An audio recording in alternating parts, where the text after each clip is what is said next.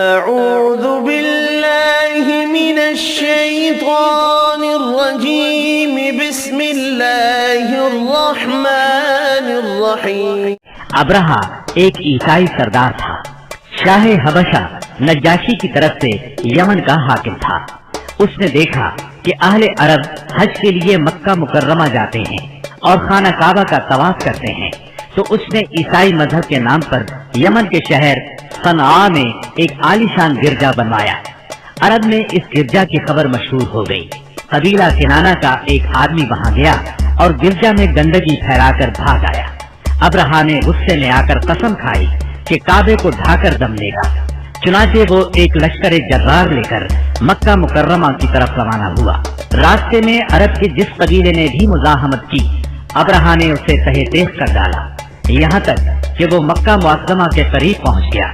وہاں کے لوگوں کو اپنے ارادے سے خبردار کرنے کے لیے اس نے اہل مکہ کے جانور پکڑ لیے۔ ان جانوروں میں عبد المطلب کے 200 اونٹ بھی تھے۔ عبد المطلب کو ابرہا کی چڑھائی کی خبر ملی تو وہ خانہ کعبہ کی دیواروں سے لپٹ گئے اور رو پڑے۔ اللہ سے اپنے گھر کی حفاظت کی دعا کی۔ قریش کے چند سرداروں کو لے کر ابرہا سے ملنے کے لیے گئے اور اس سے اپنے اونٹوں کی واپسی کا مطالبہ کیا۔ ابرہا ان کی بات سن کر حیران ہوا اور بولا، تم نے اپنے اونٹوں کی واپسی کی تو بات کی، کعبے کے متعلق ایک لفظ بھی نہیں کہا۔ میں تو یہاں کعبے کو ڈھانے کے لیے آیا ہوں۔ عبد المطلب نے جواب دیا، اونٹ میری ملکیت ہیں، اس لیے ان کی رہائی کے لیے چلا آیا۔ کعبے کا مالک اللہ ہے جو اپنے گھر کو بچانے کی پوری طاقت رکھتا ہے۔ ابرہا نے ان اونٹوں کی واپسی کا حکم دے دیا۔ یہ اپنے اونٹ لے کر مکہ معظمہ واپس آ گئے۔ 70,000 کا لشکر تھا اور اس میں 9 یا 13 ہاتھی تھے۔ اس لشکر نے آخر مکے پر چڑھائی کی۔ لشکر مکے کے نزدیک پہنچا تو محمود نامی ہاتھی نے مکے میں داخل ہونے سے انکار کر دیا اور وہیں بیٹھ گیا۔ ایسے میں اچانک بحر کلزم کی طرف سے پرندوں کا ٹڈی دل نظر آیا۔ ان کے پنجوں اور چونچوں میں کنکریاں تھیں۔ جن سپاہیوں پر وہ کنکریاں پڑتی ان کے اعضاء کٹنا شروع ہو جاتے۔ ان کنکریوں کے گرنے سے ابرہا کی فوج اور ہاتھیوں کا جو حشر ہوا وہ بلا شبہ تاریخ عالم کا ایک نہایت حیرت ناک باب ہے۔ خود ابرہا مشکل سے گرتا پڑتا صنعاء تک پہنچا اور نہایت دردناک عذاب میں گرفتار ہو کر یمن میں مرا۔ عربوں کے ہاں اس سال کو عام الفیل کہتے ہیں۔ ایک مدت تک یہی تقویمی سال شمار ہوتا رہا۔ واقعہ فیل کے 50-55 دن بعد عبد المطلب کعبے کا طواف کر رہے تھے کہ انہیں پوتے کی ولادت کی خوشخبری ملی۔ 75 سالہ دادا بہت خوش ہوئے۔ نبی کریم صلی اللہ علیہ وسلم ان کے پیارے فرزند جناب عبداللہ کی یادگار تھے، جن کی زندگی 100 اونٹوں کی قربانی دے کر بچائی گئی تھی، لیکن پھر اچانک وہ فوت ہو گئے۔ ان کی وفات سے بوڑھے باپ کو جو صدمہ پہنچا تھا، پوتے کی ولادت سے ایک حد تک وہ کم ہو گیا۔ عبداللہ کی والدہ یعنی نبی صلی اللہ علیہ وسلم کی دادی کا نام فاطمہ بنت عمرو تھا۔ عبداللہ کے 2 سگے بھائی زبیر اور ابو طالب تھے۔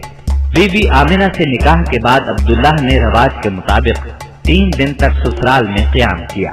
اس کے بعد تجارت کی غرض سے شام چلے گئے۔ واپسی پر یثرب یعنی مدینہ منورہ میں ٹھہرے تاکہ اپنے والد کے حکم کے مطابق کھجوروں کا سودا کریں۔ مدینہ منورہ ہی میں قیام کے دوران وہ بیمار ہو گئے۔ آپ کی بیماری کی خبر مکہ پہنچی تو عبد المطلب نے فوراً اپنے بڑے بیٹے حارث کو عبداللہ کی خبر گیری کے لیے مدینہ روانہ کیا۔ حارث مدینہ پہنچے تو معلوم ہوا 1 ماہ بیمار رہنے کے بعد عبداللہ انتقال کر گئے ہیں۔ انتقال کے وقت انہوں نے 5 اونٹ، چند بکریاں اور 1 باندی چھوڑی، جس کی کنیت ام ایمن اور نام برکت تھا۔ عبداللہ کا انتقال اپنے پیغمبر بیٹے کی ولادت سے چند ماہ پہلے ہی ہو گیا تھا۔ گویا آپ صلی اللہ علیہ وسلم شکم مادر ہی میں یتیم ہو گئے تھے۔ آپ کی والدہ سیدہ آمنہ طہارت نفس، شرافت، عزت، عفت، عصمت اور پاکبازی میں بے مثال تھی۔ اپنی قوم میں سیدۃ النساء کے لقب سے مشہور تھی۔ ددھیال اور ننہیال دونوں کے اعتبار سے آپ عرب کے بہترین قبیلے اور بہترین قوم میں سے تھی۔ ولادت باسعادت کے بعد 3-4 دن تک آپ کی والدہ نے آپ کو دودھ پلایا. پھر آپ کے چچا ابو لہب کی آزاد کردہ کنیز سویبہ نے اور پھر حلیمہ سعدیہ نے دودھ پلایا. اکثر سیرت نگاروں نے کنیز کا نام صوبیہ ہی لکھا ہے، لیکن دراصل اس کا نام سویبہ تھا. جس طرح صحیح بخاری اور سیرت نگاری کے عالمی مقابلے میں اول آنے والی سیرت نبوی پر مستند کتاب الرحیق المختوم میں مذکور ہے. دودھ پلانے کی ذمہ داری ماہ ربیع الاول 52 قبل ہجری یعنی اپریل 571 عیسوی میں سونپی گئی. اس زمانے میں عرب میں یہ دستور تھا جو آج کے دور میں بھی باقی ہے کہ نوزائیدہ بچوں کو دودھ پلانے کے لیے شرفاء ابتدا ہی سے دیہات میں بھیج دیا کرتے تھے تاکہ دیہات کی صاف ستھری اور کھلی آب و ہوا میں ان کی پرورش ہو سکے. زبان اہل عرب جیسی فصیح ہو جائے اور اہل عرب کی دیگر خصوصیات اوائل عمر ہی سے بچوں میں راسخ ہو جائیں. اس دستور کے مطابق سال میں 2 مرتبہ بنی سعد کی عورتیں شیرخوار بچوں کی تلاش میں آیا کرتی تھیں. چنانچہ آپ کی پیدائش کے 8 دن بعد انہی عورتوں کے ساتھ حلیمہ سعدیہ بھی تشریف لائیں. دوسری عورتوں کو تو مکہ مکرمہ کے کھاتے پیتے گھرانوں کے بچے دودھ پلانے کے لیے مل گئے، لیکن حلیمہ سعدیہ خالی ہاتھ رہ گئیں. نبی کریم صلی اللہ علیہ وسلم چونکہ یتیم تھے اس لیے انعام و اکرام کی امید کم تھی، اس لیے کسی عورت نے ان کے گھر کی طرف توجہ نہ کی. آخر جب روانگی کا وقت آیا تو حلیمہ کو خالی ہاتھ جانا بہت ناگوار گزرا اور اللہ تعالیٰ کی طرف سے ان کا دل اس یتیم بچے کی طرف کھینچنے لگا. چنانچہ انہوں نے اپنے شوہر حارث سے جا کر کہا، اللہ کی قسم مجھے یہ اچھا نہیں لگتا کہ میری ساری سہیلیاں تو بچے لے کر جائیں اور میں اکیلی کوئی بچہ لیے بغیر جاؤں. میں جا کر اس یتیم بچے ہی کو لے لیتی ہوں. شوہر نے یہ سن کر کہا، کوئی حرج نہیں، ممکن ہے اللہ ہمارے لیے اسی میں برکت عطا کر دے. اس کے بعد انہوں نے جا کر بچے کو لے لیا. قافلہ روانہ ہوا، سب سوار ہو کر چل پڑے. حلیمہ سعدیہ بھی آپ کو لے کر چلی. حلیمہ کی اونٹنی دبلی پتلی، دیکھنے میں مریل اور چلنے میں سب سے سست رفتار تھی، لیکن یوں ہی حلیمہ سعدیہ آپ کو لے کر اس پر سوار ہوئی یکایک وہ برق رفتار ہو گئی. باقی عورتوں نے اس منظر کو حیرت سے دیکھا کہ حلیمہ سعدیہ کی مریل اونٹنی ان کی طاقتور اور تیز رفتار اونٹنیوں سے آگے نکلی جا رہی تھی اور پھر وہ ان سب کو پیچھے چھوڑ گئی. یہ تبدیلی دوسری عورتوں کے لیے کسی معجزے سے کم نہیں تھی. حلیمہ کے والد ابو زبیر کا نام عبداللہ بن حارث تھا. وہ نبی صلی اللہ علیہ وسلم کے رضائی نانا ہوئے. حلیمہ کے شوہر کا نام حارث بن عبد العزیٰ تھا. یہ دونوں ہی قبیلہ سعد بنی بکر بن حوازن سے تعلق رکھتے تھے. اسی طرح حارث کے بچے آپ کے رضائی بھائی بہن ہوئے. جب تک آپ صلی اللہ علیہ وسلم حلیمہ سعدیہ کے گھر رہے ان کا گھر برکتوں سے مالا مال رہا. حلیمہ بیان کرتی ہیں کہ وہ جب آئی تھیں تو قحط سالی کا دور تھا. ان کے پاس ایک گدھی تھی جو اس قدر دبلی پتلی اور مریل تھی کہ پورے قافلے میں سب سے سست اور مریل چال چلتی تھی. ایک اونٹنی بھی تھی مگر وہ قطرہ دودھ کا نہیں دیتی تھی. حلیمہ کا اپنا بچہ بھوک سے بے قرار ہو کر بلکتا رہتا تھا، خود سوتا نہ ماں باپ کو سونے دیتا. مگر جب وہ آپ کو لے کر اپنے گھر آئیں اور آپ کو گود میں لیا تو سینہ دودھ سے بھر گیا، یہاں تک کہ آپ نے پیٹ بھر کر دودھ پیا اور آپ صلی اللہ علیہ وسلم کے ساتھ حلیمہ کے بیٹے نے بھی خوب دودھ پیا. پھر دونوں آرام کی نیند سو گئے. اس رات حلیمہ کا بچہ بالکل نہ رویا. ادھر شوہر اونٹنی کے پاس گیا تو کیا دیکھتا ہے، تھن سے دودھ ابلا چاہتا ہے. چنانچہ وہ دودھ دوہنے لگا. اس نے اس قدر دودھ دوہا کہ گھر کے سب برتن بھر گئے. دونوں نے خوب دودھ پیا اور آرام کی نیند سو گئے.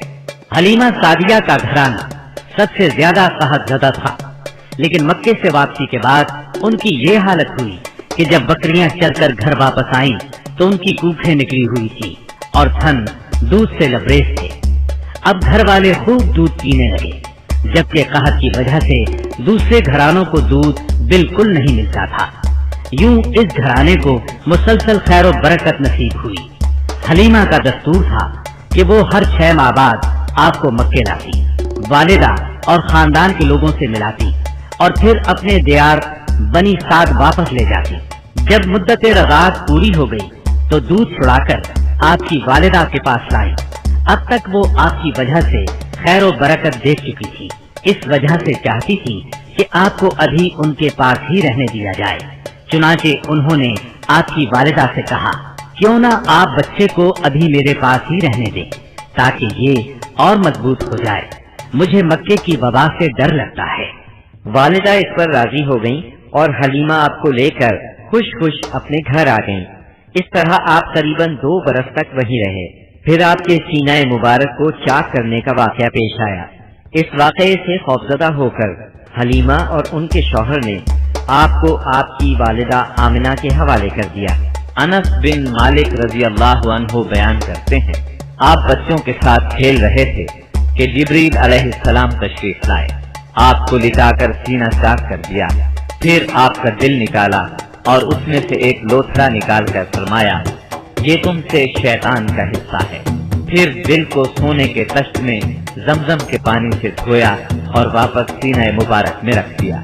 उधर बच्चे दौड़कर हलीमा सादिया के पास आए और कहने लगे, मुहम्मद को कत्ल कर दिया गया। वो लोग फौरन आपके पास पहुँचे, देखा कि रंग उतरा हुआ है। सैयदना अनस का बयान है कि मैं नबी अकरम सल्लल्लाहु अलैहि वसल्लम के सीने पर सिलाई का निशान देखा करता था। इस वाक़े के बाद आपको मक्के पहुंचा दिया गया और आपने अपनी माँ के साया मोहब्बत में अपने खानदान के अंदर कोई 2 बरस गुजारे। फिर वालिदा, दादा और उम्मे ऐमन के साथ मदीना मुनव्वरा का सफर किया, जहाँ आपके वालिद की कब्र भी थी और दादा का ननिहाल भी था। आप मदीने में 1 माह रहकर वापस हुए तो रास्ते में आपकी वालिदा बीमार हो गईं और मकामे अबवा पहुंचकर इंतकाल कर गईं। इन्ना लिल्लाहि व इन्ना इलैहि राजिऊन। उन्हें वहीं दफन किया गया।